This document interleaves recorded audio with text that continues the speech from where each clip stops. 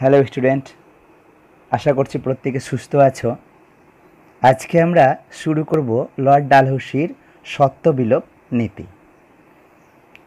তোমরা আগের ক্লাসে সত্যবিলোপ নীতি নামটা আশা করছি শুনে থাকবে। আজকে আমরা এই সত্যবিলোপ নীতি সম্বন্ধেই বিস্তারিতভাবে আলোচনা করব। ভারতে ব্রিটিশ শাসকদের মধ্যে লর্ড ডালহৌসি 1848 থেকে 1856 খ্রিস্টাব্দ ঘোরতর সাম্রাজ্যবাদী হিসাবে চিহ্নিত ছিলেন। তার আমলে ভারতে ব্রিটিশ সাম্রাজ্যের চরমতর সম্প্রসারণ ঘটেছিল। স্যার রিচার্ড টেম্পল মন্তব্য করেছেন, ভারতে ব্রিটিশ সাম্রাজ্যবাদী শাসকদের মধ্যে ডালহৌসির সমতুল্য আর কেউ ছিলেন না। লর্ড ডালহৌসির এই সাম্রাজ্যবাদী মনোভাবের পেছনে কিছু উদ্দেশ্য ছিল। আমরা দেখব সেই উদ্দেশ্যগুলি কী ছিল। 1 নম্বর, তিনি বিশ্বাস করতেন যে ভারতীয় শাসন ব্যবস্থা অপেক্ষা ইউরোপীয় শাসন ব্যবস্থা অনেক উন্নত। ভারতীয় শাসন ব্যবস্থা অযোগ্য ও দুর্নীতিগ্রস্ত এইসব রাজাদের শাসন পরিচালনার কোনো নৈতিক অধিকার নেই।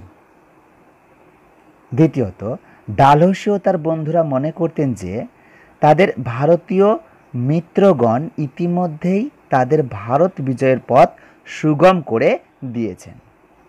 যে উদ্দেশ্যে তাদের সঙ্গে বন্ধুত্ব করা হয়েছিল তা সফল হয়েছে। এবার এই আশ্রিত মিত্রদের বাতিল করার সময় হয়েছে। তৃতীয়ত, শিল্প বিপ্লবের কারণে ইংল্যান্ডের শিল্পপতিদের একটি বৃহৎ বাজারের প্রয়োজন ছিল। ব্রিটিশ শিল্পপতিদের মতো ডালহৌসিও বিশ্বাস করতেন যে ভারতের দেশীয় রাজ্যগুলিতে ব্রিটিশ পণ্য কম বিক্রির কারণ হল ওইসব রাজ্যগুলিতে সুষ্ঠু শাসন ব্যবস্থার অভাব। ভারতের সাম্রাজ্য বিস্তারের জন্য ডালহৌসি 3টি নীতি গ্রহণ করেছিলেন। প্রথমত, যুদ্ধের দ্বারা রাজ্য বিস্তার। দ্বিতীয়ত, কুশাসনের অভিযোগে রাজ্য বিস্তার। তৃতীয়ত, সত্যবিলোপ নীতির প্রয়োগ। তাহলে 1 নম্বর, যুদ্ধের দ্বারা রাজ্য বিস্তার। ডালহৌসি যুদ্ধের দ্বারা পাঞ্জাব 1849 খ্রিস্টাব্দ, দক্ষিণ ব্রহ্ম 1852 খ্রিস্টাব্দ এবং আরাকান ও তেনাসেরিম দখল করেছিলেন।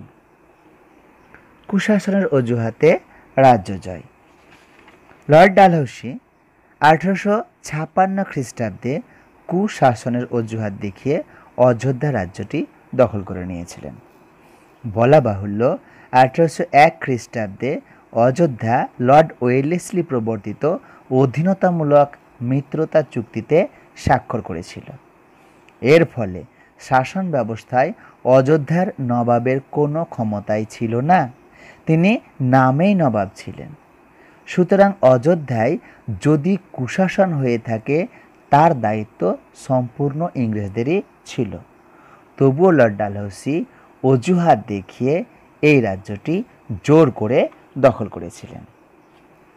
এবার আমরা দেখব আজকে আমাদের আলোচনার বিষয় সেটা হচ্ছে সত্যবিলোপ নীতি। সত্য মানে অধিকার আর বিলোপ মানে হচ্ছে অবসান ঘটানো। সত্যবিলোপ নীতি বা ডক্ট্রিন অফ ল্যাপস এ বলা হয়েছিল, যদি কোনো রাজার স্বাভাবিক উত্তরাধিকারী না থাকে, অর্থাৎ আরও সোজা ভাষায় যদি আমরা বলি, যদি কোনো রাজার পুত্র সন্তান না থাকে তাহলে সেই রাজ্যটি ইংরেজরা দখল করে নেবে। এই সত্যবিলোপ নীতি প্রয়োগ করার ক্ষেত্রে রাজ্যগুলিকে 3টি ভাগে ভাগ করা হয়েছিল। আমরা দেখে নেব এই 3টি ভাগ কি কি ছিল। প্রথমত, কোম্পানির দ্বারা সৃষ্ট দেশীয় রাজ্য। কোম্পানির দ্বারা সৃষ্ট দেশীয় রাজ্যের রাজার কোনো পুত্র সন্তান না থাকলে সেই রাজা দত্তক হিসাবে কোনো উত্তরাধিকারী গ্রহণ করতে পারবেন না। রাজার মৃত্যুর পর উত্তরাধিকারীর অভাবে সেই রাজ্য ব্রিটিশ সাম্রাজ্যভুক্ত হবে। দ্বিতীয় নম্বর, ইংরেজ আশ্রিত করদ রাজ্য। করদ রাজ্যের রাজারা কোম্পানির অনুমতি নিয়ে দত্তক গ্রহণ করতে পারবে। কোম্পানির কাছ থেকে দত্তক গ্রহণের অনুমতি না মিললে রাজার মৃত্যুর পর উত্তরাধিকারীহীন রাজ্যটি কোম্পানির অধিকারে চলে যাবে। তৃতীয় হচ্ছে স্বাধীন দেশীয় রাজ্য। স্বাধীন দেশীয় রাজ্যগুলির উত্তরাধিকার সম্পর্কে ডালহৌসি কোনো পদক্ষেপ গ্রহণ করতে সক্ষম হননি। এরা আগের মতোই দত্তক পুত্র গ্রহণ করতে পারবে। বড় আশ্চর্যের বিষয় যে আমাদের দেশীয় রাজাদের পুত্র সন্তান থাক অথবা না থাক, সেটা তার সম্পূর্ণ অভ্যন্তরীণ এবং ব্যক্তিগত বিষয়। তবুও আশ্চর্যের বিষয়, চরম সাম্রাজ্যবাদী শাসক ডালহৌসি যেন তেন প্রকারে এবং যে কোনো অজুহাতে আমাদের রাজ্যগুলি নগ্ন সাম্রাজ্যবাদী স্বার্থ চরিতার্থ করতে দখল করেছিলেন। এখন আমরা দেখব সত্যবিলোপ নীতির প্রয়োগ। লর্ড ডালহৌসি এই সত্যবিলোপ নীতির প্রয়োগ ঘটিয়ে বিভিন্ন রাজ্যের শাসন ক্ষমতায় হস্তক্ষেপ করেন। প্রথমত হচ্ছে রাজ্য অধিকার। ডালহৌসি সত্যবিলোপ নীতির মাধ্যমে সাতরা 1848, জয়তপুর, সম্বলপুর, বাগাট, ভগত 1850, উদয়পুর 1852, কনৌজ, ঝাঁসি, নাগপুর 1854 প্রভৃতি ব্রিটিশ সাম্রাজ্যভুক্ত করেছিলেন। ঐতিহাসিক N.L. ফিনস্টোন ডালহৌসির এই আচরণকে অমানবিক ও বিপজ্জনক বলে অভিহিত করেছেন। নাগপুর অধিপতি ভোঁসলে 1818 খ্রিস্টাব্দে অধীনতামূলক মিত্রতা চুক্তিতে স্বাক্ষর করেছিলেন। অপুত্রক অবস্থায় ভোঁসলের মৃত্যু হলে তার রাজ্য দখল করা হয়। এমনকি সেনাবাহিনী রাজপরিবারের সম্পত্তি, অর্থ ও অলংকার লুট করেছিল। এই নীতি প্রয়োগ করে তিনি কয়েকজন রাজার পদমর্যাদা ও ভাতা বাতিল করে দেন। পেশোয়া দ্বিতীয় বাজিরাওয়ের মৃত্যু হলে 1853 খ্রিস্টাব্দ তিনি তার দত্তক পুত্র নানা সাহেবের বৃত্তি ও পেশোয়া উপাধি বিলুপ্ত করেন।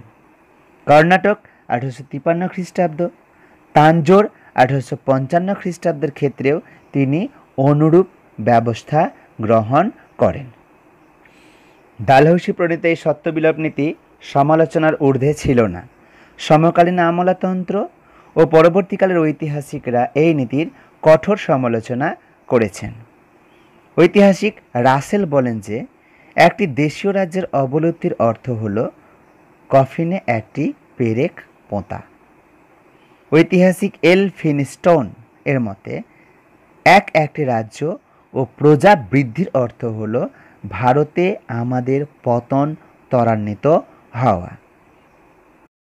এই নীতির সমালোচনার বিভিন্ন দিকগুলি হল: প্রথমত, এই নীতি প্রয়োগের ক্ষেত্রে ব্রিটিশের দ্বারা সৃষ্ট রাজ্য ও ব্রিটিশ আশ্রিত করদ রাজ্য বা মিত্র রাজ্যের মধ্যে যে পার্থক্য করা হয়েছিল বাস্তবে তা মানা হয়নি। উদয়পুর ব্রিটিশ সৃষ্ট রাজ্য ছিল না, অপরদিকে করৌলি আশ্রিত রাজ্য ছিল, কিন্তু উভয় ক্ষেত্রেই এই নীতি প্রযুক্ত হয়েছিল। দ্বিতীয়ত, রাজার পুত্র সন্তান না থাকার জন্য সাতারা ও নাগপুর রাজ্য দুটি ডালহৌসি দখল করেন। কিন্তু এর প্রকৃত কারণ ছিল এই যে এই রাজ্য দুটি বোম্বাই মাদ্রাজ ও মাদ্রাজ কলকাতা যাতায়াতের পথে অবস্থিত ছিল। তৃতীয়ত, হিন্দুদের চিরাচরিত ধর্মীয় সংস্কার ও ঐতিহ্য দ্বারা দত্তক গ্রহণ স্বীকৃত ছিল। হিন্দুরা মনে করত যে পুত্র না থাকলে পিতৃপুরুষদের শ্রদ্ধাদি ক্রিয়া সম্পন্ন হয় না। বলা বাহুল্য, ডালহৌসির কার্যকলাপ হিন্দু সমাজকে ক্ষুব্ধ করে তুলেছিল। ডালহৌসির এই সাম্রাজ্যবাদী নীতির ফলে ভারতের এক বিস্তীর্ণ অঞ্চলে ব্রিটিশ আধিপত্য প্রতিষ্ঠিত হয় ঠিকই, কিন্তু এর ফলে দেশীয় নৃপতিগণের মনে ত্রাসের সঞ্চার হয় ও তীব্র অসন্তোষ দেখা দেয়। ঐতিহাসিক স্মিথ ডালহৌসির রাজ্যগ্রাস নীতিকে 1857 খ্রিস্টাব্দের মহাবিদ্রোহের জন্য প্রত্যক্ষভাবে দায়ী করেন। বিভিন্ন দেশীয় রাজ্যগুলির মধ্যে ভেদাভেদ উপেক্ষা করে তিনি যথেচ্ছভাবে সত্যবিলোপ নীতি প্রয়োগ করতে থাকেন। এই নীতির দ্বারা তিনি চিরাচরিত ভারতীয় সামাজিক ঐতিহ্য ও ধর্মীয় বিশ্বাসের উপর আঘাত হানেন, কেননা দত্তক গ্রহণের পশ্চাতে হিন্দুদের ধর্মীয় বিশ্বাসও জড়িত ছিল। নাগপুর ও অযোধ্যা রাজ্য দখল এবং এই দুই স্থানে রাজপ্রাসাদ লুণ্ঠন জনমনে ভয়ঙ্কর বিরূপ প্রতিক্রিয়া সৃষ্টি করে। নানা সাহেবের ভাতা বন্ধ ও তাঁর রাজা উপাধির বিলোপ তার অনুচরবর্গকে প্রবলভাবে বিক্ষুব্ধ করে তোলে। আশা করছি তোমরা বুঝতে পেরেছ। বাড়িতে পড়লে ভালোভাবে বুঝতে পারবে। তোমরা পড়ে আসবে 179 পৃষ্ঠার আগে অবধি। ধন্যবাদ।